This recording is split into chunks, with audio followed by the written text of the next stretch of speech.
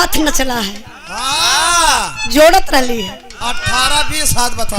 अगर भाई देवे जहाँ तक नाचे के बात आ जाते एकरा पर हम 20-25 हाथ नाच दे। एक हाथ नहीं 20-25 हाथ उजाला। नंबर 1 देखिए लोकाथिया। अरे ये नाना तो काहे तोहरो मनवा। अरे ये नाना तो काहे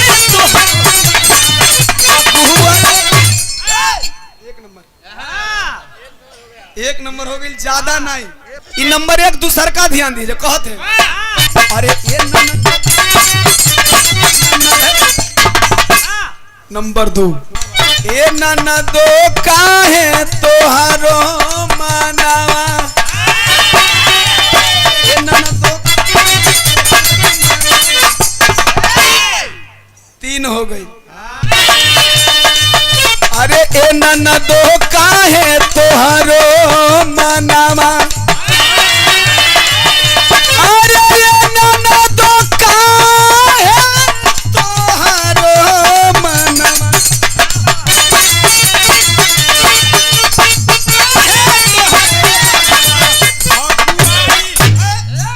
नंबर 4 यही के अगर बाई देवे खेसारी भाई नाचे, खेसारी भाई नचिया तो ये नाच पर खेसारी भाई का कमर कैसे लगी ध्यान दिया लोग।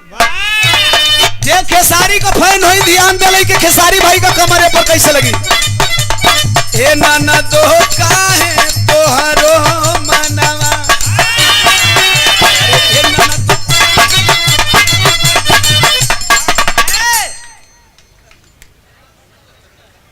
सब में अंतर होगा। यही के अगर एकदम गवई देहात वाला मनई जवनी नूरिया सूरिया लगा ले तू। एक आध गो नूरी लगा लो ना साहब। नूरी लगा लो थुआ डीजे उजे में बजत है उजाला हुआ है गाना जवन गौलू हो तो 2 इंडिकेटर कैसे करते 65 डिग्री वाला लगा लिया कह के डीजे वाला भाई जरा डीजे बजाओ और बजाओ आज मेरे यार की शादी है। इतना कहे लगा ले लो। नहीं लगाए नहीं। जब ऐसन कुल नाचेलन तब कैसे नची हम।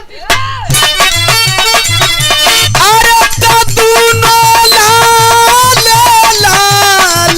वो खवा। अरे दूनो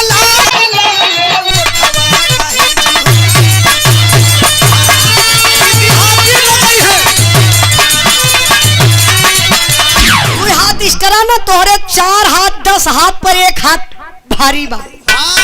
कमर तो ऐसा हिली न तो हर नियत खराब हो जाए। हाँ काहे के भैया यूपी कम रही तोरे बिहार पे चढ़त या यूपी। ए अच्छा ओम प्रकाश भैया न चला है हम डायरेक्ट उनके उतार देते ला इनके सढ़वाइन के बुला देते। सढ़वाइन के मत बुलावन के सढ़वाइन के भाई बुलावा। दा हो दा दा दा ई कुल रखले रहा है नाचे खातिर ई कुल सिस्टम होला। अरे हम नहीं खे ओ इनकर सढ़वाइन जे होई खुदे समझत होई। Please you stand up. खड़े हो जाओ साले। अरे उठा उठा उठा। हाँ देखो उनके ऊपर मत चढ़ जाए। ये तो बड़ी करिया लगत है।